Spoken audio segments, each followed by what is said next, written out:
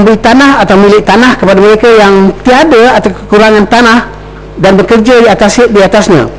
Sehubungan ini, rancangan Felda hendaklah dikembalikan kepada bentuk asal seperti yang dimulakan oleh Tun Razak. Ini saya akan bincangkan nanti dalam strategi yang lain.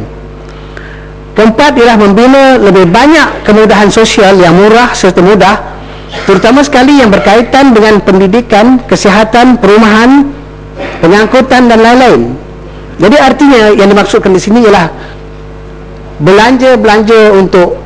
perbelanjaan untuk kemudahan sosial di kalangan desa, perumahan, pendidikan, kesihatan dan sebagainya, seharusnya jauh daripada peruntukan untuk membina hospital ataupun kemudahan-kemudahan lain yang banyaknya bertempat di bandar-bandar. Strategi yang kedua, strategi RMK yang kedua ialah untuk mewujudkan persekitaran kondusif bagi menggerakkan pertumbuhan ekonomi. Saya ingin membincangkan secara kritikal sedikit beberapa aspek dari strategi ini.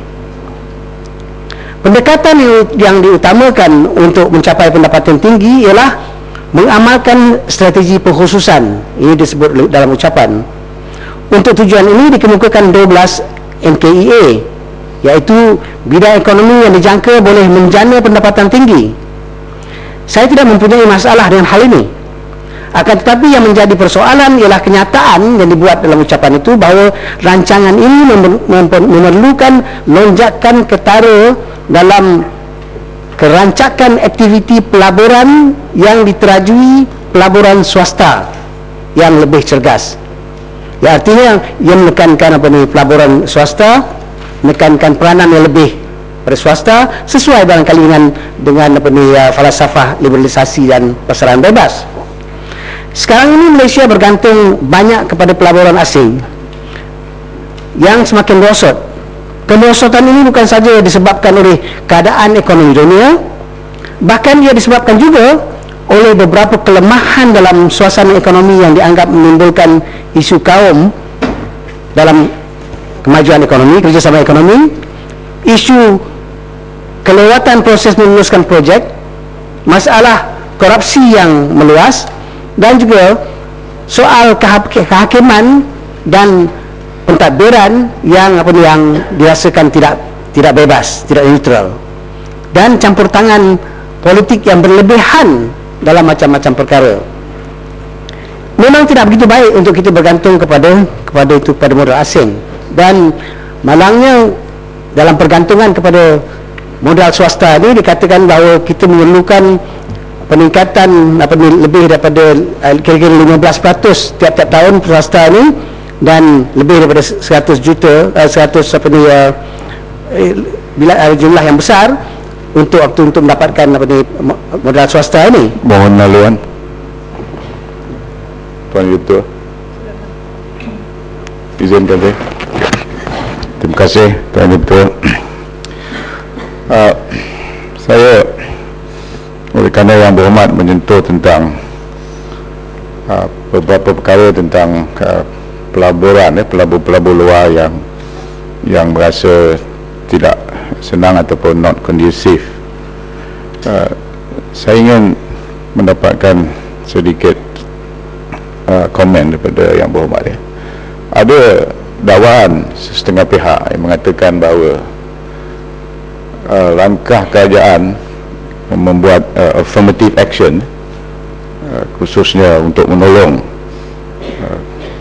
orang Melayu dan Bumiputera, antara sebab utama pelabur-pelabur agak rasa curiga untuk melabur di dalam negara kita ini. Adakah ini satu myth, dongeng, ataupun apa komen yang berhormat tentang ini? Terima kasih.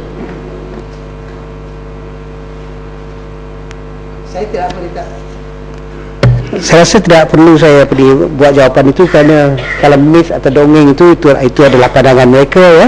Tapi hakikat yang saya nak sebutkan ialah bahawa hakikat kita terlalu bergantung sangat pada modal asing, dan sekarang ini modal asing itu, modal swasta juga bertambah kurang dalam negara ini. Yang penting bagi saya ialah walaupun saya mengakui bahawa modal asing dan modal swasta itu penting, tetapi kita tidak boleh terlalu bergantung pada modal asing. Kita mesti lakukan mobilisasi untuk menggerakkan modal tempatan. Kalau kita tengok sejarah misalnya perkembangan di Korea Selatan ataupun di Taiwan, perkembangan pada peringkat permulaan bergantung pada modal tempatan yang digerakkan. Dan satu daripada perkara yang harus kita belajar daripada mereka, bagaimana untuk mencapai tingkat pendapatan yang begitu tinggi, sekarang jauh lebih tinggi daripada kita, ialah jangan terlalu bergantung kepada modal asing yang tidak semestinya memberikan kebaikan kepada masyarakat kita. Dan satu lagi berkaitan dengan ini ialah bahawa kita perlu memastikan banyak modal yang keluar daripada negara ini harus diusahakan untuk kembali. Ada dua jenis modal yang telah keluar. Pertama ialah yang digalakkan oleh pemerintah, terutama sekali di masa Mahathir, modal yang ditanam di Afrika dan di negeri-negeri yang dianggap kurang maju atau mundur. Dan satu lagi ialah pemodal-pemodal yang membawa keluar modal mereka oleh kerana mereka merasakan peluang untuk mendapat untung di luar adalah lebih baik, dan suasana untuk menjalankan perusahaan di luar adalah lebih baik dari sini.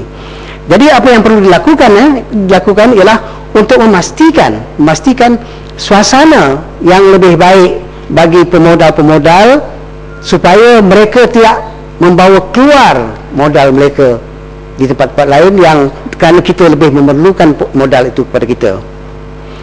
Sehubungan ini kita nampak dapati bahawa pemerintah cuba nak menggalakkan perkongsian awam dengan swasta. Ya, perkongsian itu memanglah suatu perkongsian bestari yang dialu-alukan, tetapi cuma saya nak menekankan di sini bahawa sehubungan ini 52 projek berimpak tinggi bernilai 63 bilion telah dikenal pasti.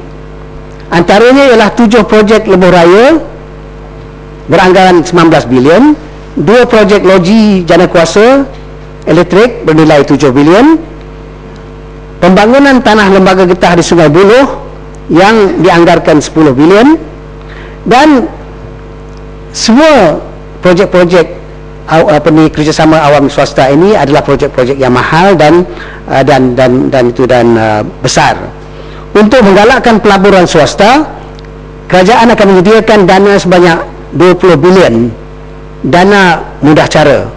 Nampaknya PM kita optimis bahawa dalam tempoh RMK10 ini sebanyak 200 bilion akan dapat ditarik dari swasta. Atas asas apakah angka ini ditentukan dan bagaimana caranya wang sebanyak itu dapat ditarik tidaklah begitu terang bagi saya, sama ada dalam ucapan ataupun ringkasan RMK10 itu sendiri. Beberapa soalan pokok timbul dari rancangan menggalakkan projek-projek awam swasta ini yang tersebut di atas.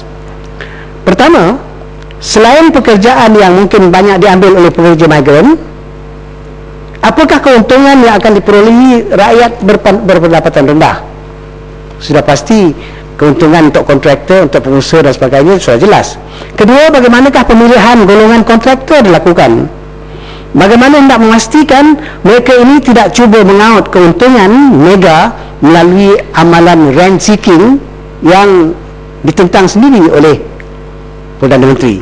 Kita hendak melihat bagaimana penentangan ini dilakukan pada keadaan tepatnya, pada pelaksanaannya. Ketiga ialah sejauh manakah projek-projek ini akan menjana pembangunan ekonomi. Bagaimanakah hendak dipastikan ia tidak menjadi projek yang didorong dan digunakan untuk mengisi kantong setengah-setengah orang dan tidak pergi kepada rakyat ramai. Dalam ucapannya, Perdana Menteri Najib menyebut tentang perlunya mempereratkan hubungan perdagangan dengan negara-negara lain untuk menimbulkan suasana yang kondusif itu. Dan dalam hubungan ini saya teringat kepada misalnya FTA. Saya harap, kita tak tahu setakat mana perkembangan perjanjian FTA ini sedang berjalan, tapi saya harap kerajaan akan berhati-hati menangani FTA ini, kerana jika tidak kita boleh terperangkap dalam suatu proses globalisasi yang seperti saya jelaskan tadi, boleh merugikan dan tidak menguntungkan rakyat. Kita tidak mahu timbul keadaan di mana yang untung ialah pemodal besar antarabangsa yang bekerja sama dengan pemodal tempatan. Yang kita